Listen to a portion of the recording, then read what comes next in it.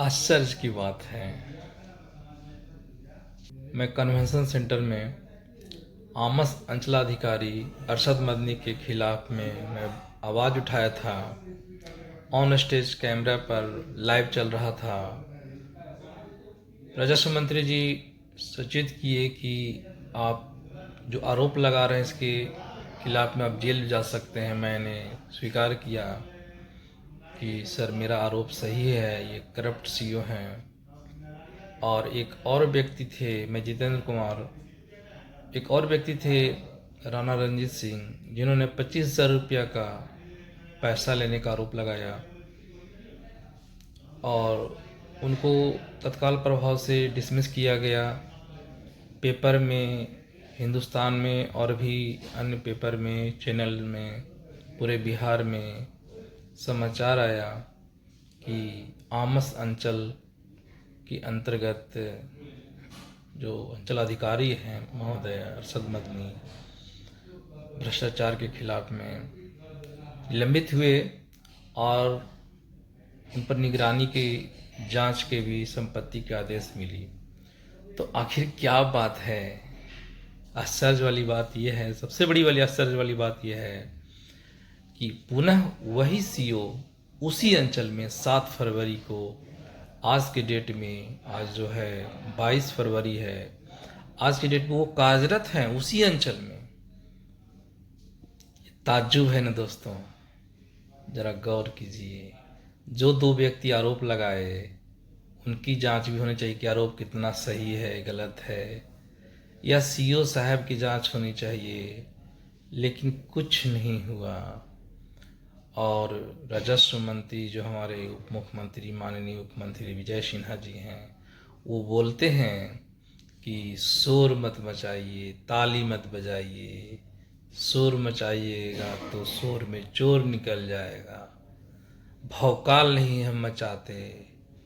तो मैं ज़्यादा कमेंट नहीं करना चाहता हूँ उनके बातों पे। हो सकता है उनका इरादा सही हो, लेकिन पता न क्या उनकी व्यवस्था रही। आखिर क्या बात है, मेरे मन में आती है कि आखिर उन पर कार्रवाई क्यों नहीं हुई। और कम से कम अगर अंचल भी, अगर उनको ड्यूटी भी दिया गया था तो उस अंचल में ना रख के किसी और अंचल में दिया जाता। तो ये बहुत बड़ी सवाल है दोस्तों, बहुत बड़ी सवाल है दोस्तों, पूरे बिहार वासियों, देशवासियों जो भी देख रहे हैं वीडियो। तो इसको गंभीरता पूर्वक सोचिए कि आखिर ये क्या, एक राजस्व मंत्री जो हैं, उप मुख्यमंत्री हैं, और उनकी बातों का कितना वजन रहा, ये आप खुद अंदाज़ा लगा सकते हैं दोस्तों। और वो सीईओ साहब को मैं एक रिकॉर्डिंग रखा हूँ, 2 रिकॉर्डिंग रखा हूँ, जिसमें बोल रहे हैं कि अगला का जमाबंदी खतियान फर्जी है और संशोधित खतियान नहीं बना है। धारा 2/2002 जो मेरे डिमांड पर लिखा उन लोग पास नहीं है। मेरे डिमांड पर किसी कर्मचारी सीईओ का सिग्नेचर नहीं है, ना डेट है किस डेट को डिमांड बंद हुआ, और बहुत सारी बातें हैं जो संदेहास्पद है। और अगला व्यक्ति को मैंने दिखाया था, सीके अनिल साहब को दिखाया था, विजय मंत्री जी को दिखाया था स्टेज पर, और रिकॉर्डिंग भी सुनाया था, और एक दिखाया था जमाबंदी दिखाया था, जो मैं पिक्चर में लगा दूंगा जी, कि कोई भी जमाबंदी के लिए खाता नंबर, प्लॉट नंबर, रकवा और दाखिल खारिज बाद संख्या, ये 4 चीज़ बहुत ज़रूरी है। और मेरे डिमांड 22/3 जो है, खाता चक खाता 149 आमस अंचल के अंतर्गत मौजा कोना में मेरी एक ज़मीन है, जो बिल्कुल साफ़ सुथरी ज़मीन थी, लेकिन कुछ जालसाज और षड्यंत्र करके भूमाफिया लोग उस ज़मीन को विवादित कर दिए। और सीईओ साहब पूरी रूप से उस चीज़ को जानते हैं। आज के डेट में राजस्व मंत्री जी का ऊपर से आदेश है कि अगर कोई जालसाजी करता हो तो उस पर FIR करने का निर्देशित है सीईओ साहब को, लेकिन वो सब चीज़ जानते भर में भी चुप हैं, किसी तरह से कोई कार्य नहीं कर रहे हैं। बल्कि और ये जो दोबारा जो ज्वाइन किए हैं, मेरे विरुद्ध में ही काम कर रहे हैं, ना वो RTI के जवाब देते हैं। एक RTI का मैं जवाब मांगा था कि चक खाता 149 का संशोधित खाता बना है या नहीं बना है, क्योंकि मेरे पास जो 3 जगह से खतियान मैं निकाला हूँ, चक खाता का नकल निकाला हूँ, अपना चक खाता 149 का आमस अंचल से मैं बजाबता निकाला हूँ नकल, इसमें किसी प्रकार का रिमार्क नहीं है। और जिला भी लेकर घर गया से में भी चेक खाता का जब तक नकल निकाला उसमें भी किसी प्रकार का रिमार्क नहीं है। चेक खाता 149 प्लॉट नंबर 1151 के सामने मौजा कोना का। और ऑनलाइन भी निकाला हूँ वेरीफाइड कॉपी, उसमें भी किसी प्रकार का रिमार्क नहीं है। जबकि किसी भी व्यक्ति का संशोधित खतियान बनता है तो उसका तरवीन होता है, उसकी विधिवत जांच होती है। वो व्यक्ति, अगला व्यक्ति बोलता है कि हमको बीएलटी से डिग्री है, हमको जॉइंट डायरेक्टर से डिग्री है, हमको यहाँ से डिग्री है। जॉइंट डायरेक्टर का डिग्री है उनका, मैं मानता हूँ। उसके विरोध में मैं बीएलटी गया था, 15-16 साल के बाद में गया था, तो वहाँ डिसमिस कर दिया गया टाइम के लिमिटेशन को फॉलो करते हुए, चूँकि हमने काफ़ी लेट से गया था। हालांकि जॉइंट डायरेक्टर में पार्टी नहीं था, मेरा रैयत था, लेकिन मैं फिर भी गया था उस उम्मीद के साथ कि कुछ हो सकता है मुझे न्याय मिले। नहीं मिला न्याय, तो मैं न्यायालय पे मैं कमेंट नहीं करना चाहता हूँ। वो जॉइंट डायरेक्टर का फैसला बरकरार रहा, लेकिन जॉइंट डायरेक्टर के फैसला में लिखा हुआ, साफ आदेश में लिखा हुआ है कि नियमानुसार खर्चा खाता सुधार करने का आदेश दिया जाता है। तो नियम का कोई फॉलो नहीं किया गया है। सीधे सीधे क्या किया, डायरेक्ट इन लोग 2/2002 का, जो कि 2005 में आदेश आया था, 25/8/8 को पहला सीताराम पासवान और मिथिलेश पासवान का डिमांड खुला हुआ है 25/8/8 को, और 4 साल रसीद कटी है। डिमांड में दिखा रहा है वेरीफाइड कॉपी में, जिसको मैं आपको प्रिंट लगा दूंगा वीडियो में। तो 4 साल रसीद कटी उस डिमांड में, न खाता है, न प्लॉट है, न रकवा है, न दाखिल खारिज बात संख्या, सिर्फ धारा लिखा हुआ है 2/2002 और धारा 35। तो ऐसा नहीं होता है दोस्तों, ये नियम कहता नहीं है। नियम था कि पहले खाता सुधरता और खाता सुधरने के बाद ही डिमांड खुलता। तो खाता सुधरा नहीं, बाप हुआ नहीं, बेटा जन्म गया, यही बात है। तो ये फर्जी, एकदम साफ दिख रहा है कि फर्जीवाड़ा है। और उसके बाद मेरा जो 7 साल तक रसीद कटी और सीओ साहब आरटीए में जवाब दिया, उसको भी मैं लगा देता हूँ। आज के डेट में भी बता रहे हैं कि जमाबंदी स्पष्ट नहीं है, बंद है या चालू है, कोई क्लियर नहीं है, चूँकि उस पर किसी प्रकार का कोई मतलब ये नहीं है, डायरेक्ट सिर्फ बंद किया हुआ है। किसी प्रक्रिया का, अंचल कार्यालय का कोई नियम का पालन नहीं किया गया है। और मेरा डिमांड आज भी कायम है, बिल्कुल मैं सही मानता हूँ। और अगला को फर्जरी तरीके से डिमांड खोल दिया गया है 2008 में 25/8/8 को, जिसका मैं स्क्रीनशॉट लगा दे रहा हूँ, वेरीफाइड कॉपी है वो। और 4 साल के बाद दोस्तों उस डिमांड को क्या कर दिया गया कि फाड़ के फेंक दिया गया। और वो स्कैन करके आज भी लोड है, जमाबंदी पंजी जो होता है बिहार का वेबसाइट पर, जमाबंदी पंजी में लोड है। तो 151/4 यानी चौथा वॉल्यूम में 151 नंबर, अब देखिए ऊपर में कागज़ का स्कैन करके 151 जहाँ लिखा हुआ था वहाँ पर कागज़ का स्कैन दिया हुआ, देकर के स्कैन किया हुआ है।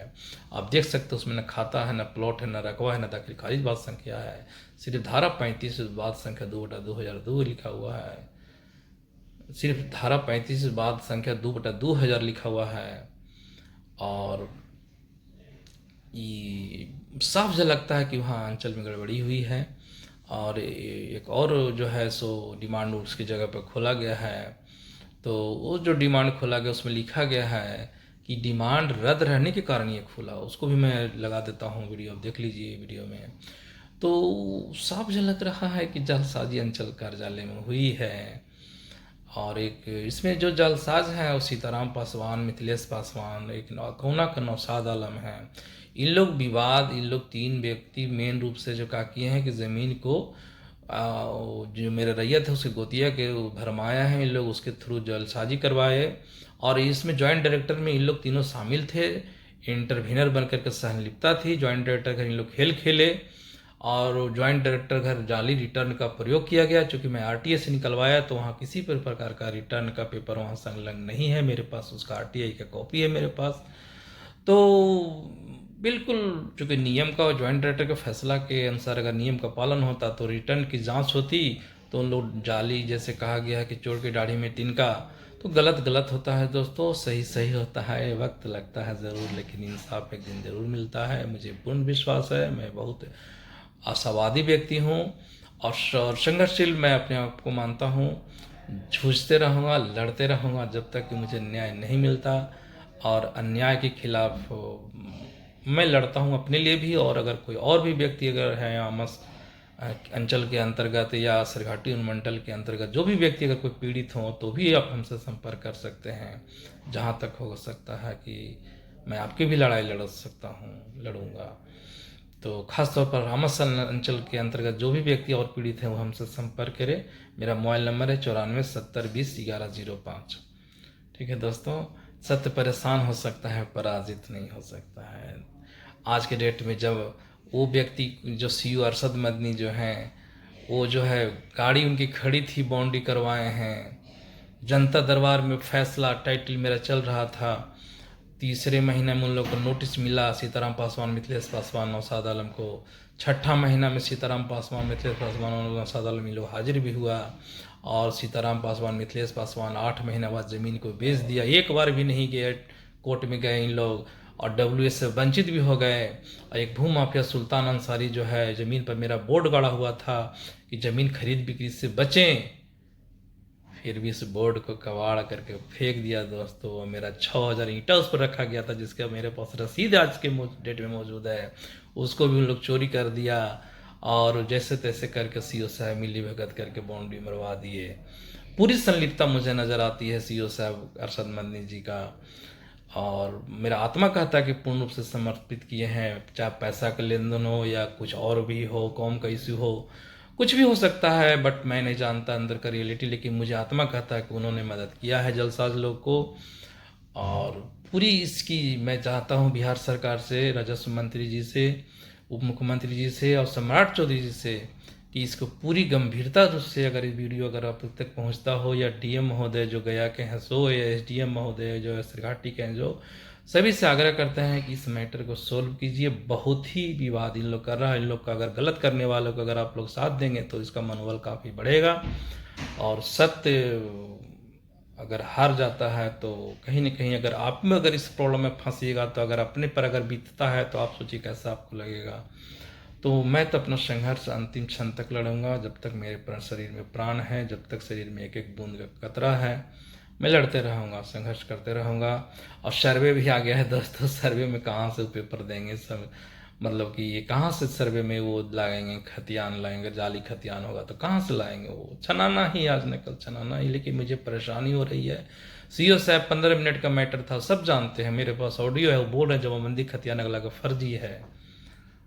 मैं करकट नहीं चढ़ने दूंगा, लेकिन जैसे ही वो दोबारा जो 7 फरवरी 8 फरवरी को ज्वाइन की उसी अंचल में, तो देखिए वो व्यक्ति क्या कर दिए कि उनको मदद कर करके और करकट छुपवा दिए दोस्तों। तो मेरा जो है सो मेरे विरुद्ध में काम कर रहे हैं, न किसी तरह से मेरे का, इसलिए उनको ज़रूरी है कि वहाँ से ट्रांसफ़र किया जाए या उन पर कार्रवाई किया जाए। धन्यवाद दोस्तों। वीडियो को अगर अच्छा लगे तो लाइक कीजिएगा और ज़्यादा से ज़्यादा लोगों के बीच में शेयर कीजिएगा। धन्यवाद दोस्तों।